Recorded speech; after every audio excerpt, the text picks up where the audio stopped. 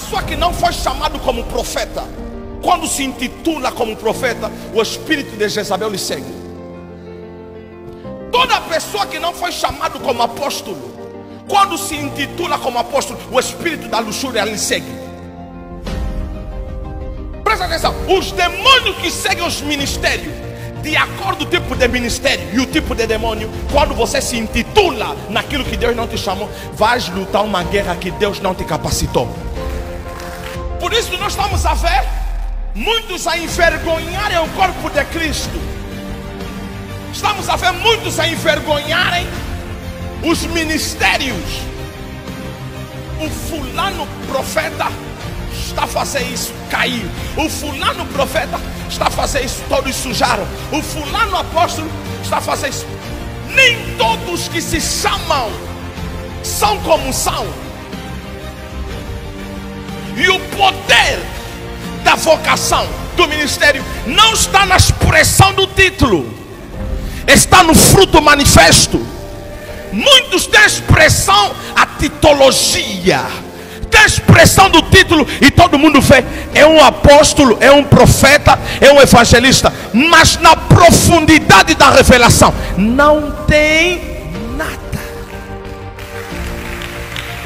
Você vê que muitos se autoproclamaram como pastor, não conseguem suprir a necessidade das ovelhas.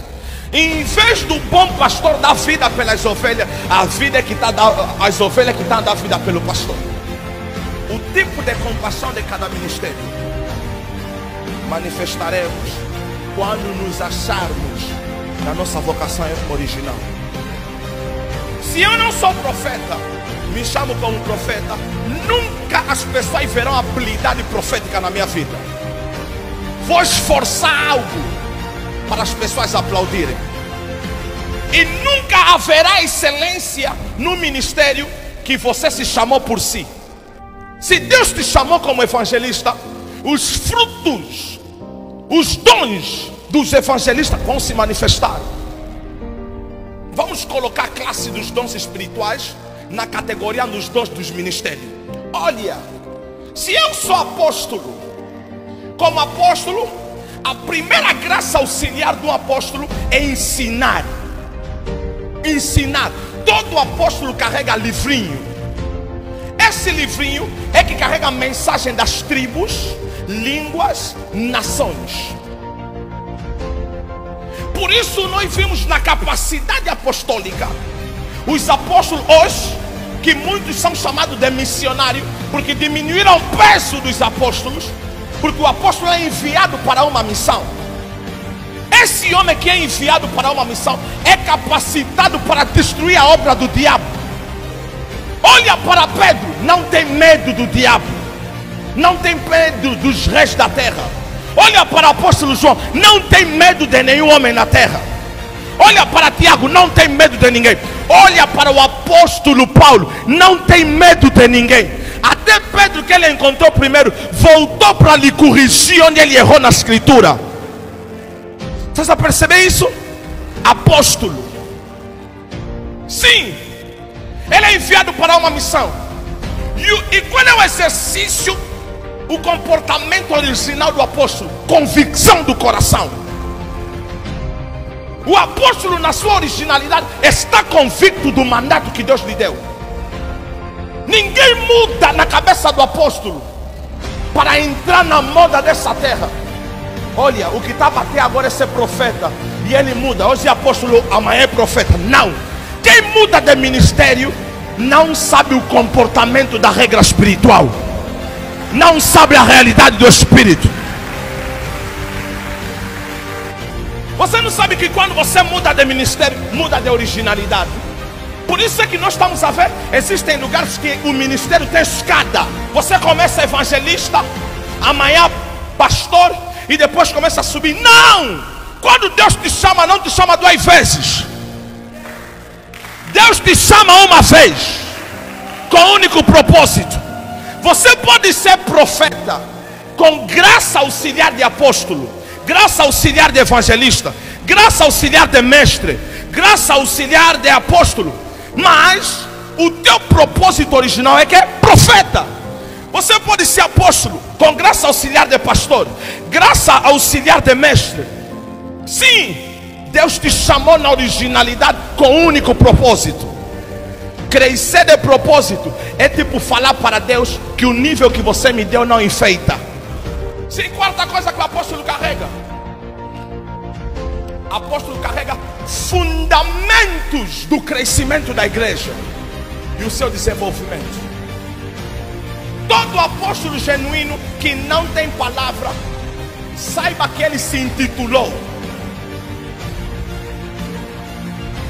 E quando a pessoa se intitula, destrói os outros que lhe ouvem.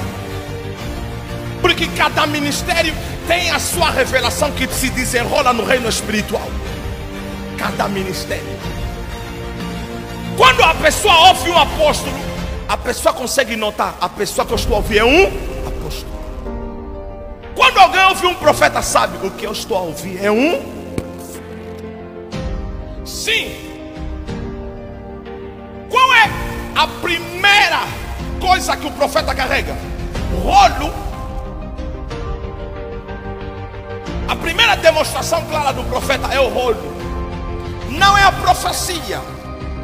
Moisés não carregou nenhuma profecia, mas foi a segunda pedra na linhagem da terra, que é a pedra Torá, a pedra da lei, a pedra mosaica.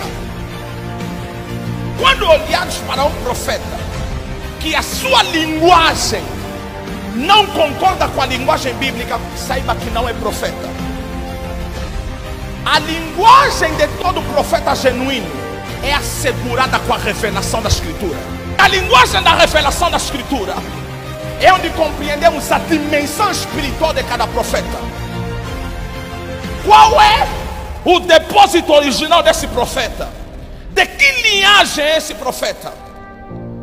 Da linhagem do Novo Testamento ou do Antigo Testamento? Como esse profeta abre o livro de Ezequiel? Como ele abre o livro de Daniel? Como é que ele mostra o Apocalipse? Como é que esse profeta revela João capítulo 5, versículo 20? Que o pai ama o filho e lhe ensina todas as coisas. Como é que ele revela isso? Quais são todas as coisas que o pai dá no filho, que ensina no filho?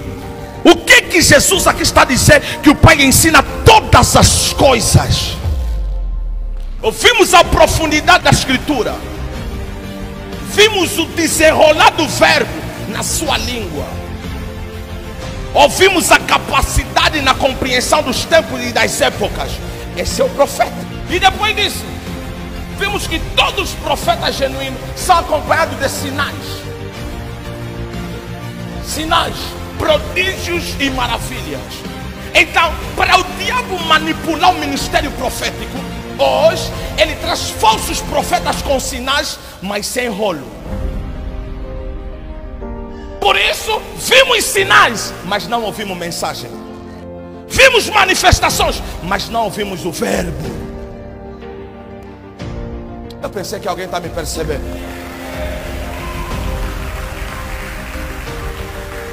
E como Jesus ensinou que nos últimos dias virão falsos profetas e enganarão a muitos, que até os escolhidos serão enganados.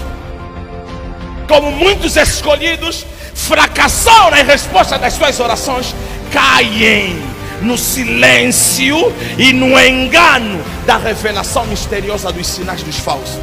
Como se cansaram na Escritura, se rebelaram contra Deus e olharam pela experiência dos falsos profetas, que lhes deram um pouco de açúcar, mas sem saber que o açúcar é perigoso. Quanto mais provado, mais te torna diabético.